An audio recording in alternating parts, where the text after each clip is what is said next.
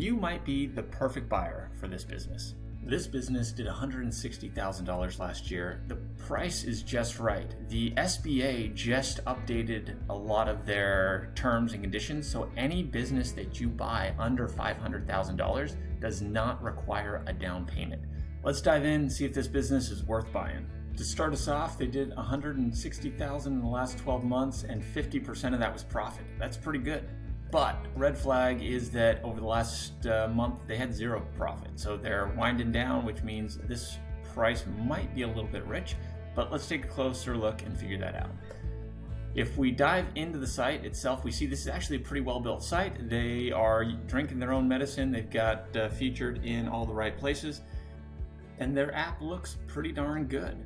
So these screenshots show me that their Ruby on Rails system is pretty well built, but because their revenues are so low, I would suspect immediately it's less of a product problem and more of a sales problem that they're running into. In fact, when we look at why they're looking to sell, we can see that from a growth opportunity, they need a dedicated salesperson. The individual who built this was doing it, but they don't have the bandwidth, and that's totally okay. So being a developer doesn't mean that you're also the guy interested in doing the sales. So getting that B2B sales team, expanding new markets, and increasing your content marketing. They mention content marketing because they're actually doing a pretty good job of creating content that drives organic search engine traffic. And that's great. That means free traffic. When we dive down a little bit deeper, we see that they've included web analytics.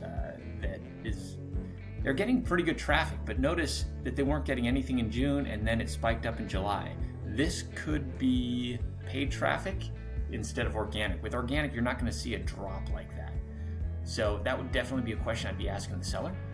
One of the other opportunities that I'm seeing is that they're undercharging, I think, for other similar services that I've seen and tools that I've used, which means your audience is going to be primarily these young companies, these solo entrepreneurs. They're not always the best clients to work with because they don't always stick around. We can see it's a super clear pricing page. They've got the 14-day free trial. This is great.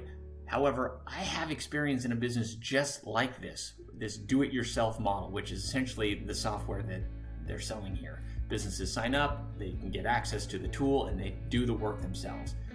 What I have found over and over again is that this is actually what gets people into the door. They get excited about this idea they can only spend $147, but 1 month in, they realize, wow, that's more work than I want to spend. And so what I would do immediately if I were to buy this is add a do-it-for-me package, which is why this would be such a great business to buy if you already had a fulfillment agency that was able to do the work on behalf of your clients. Then this tool could supercharge that work and allow you to add some extra revenue to your system. The other thing that I would immediately do to increase sales is I would reach out to other agencies, other marketing agencies, influencer agencies, and I would white label these services.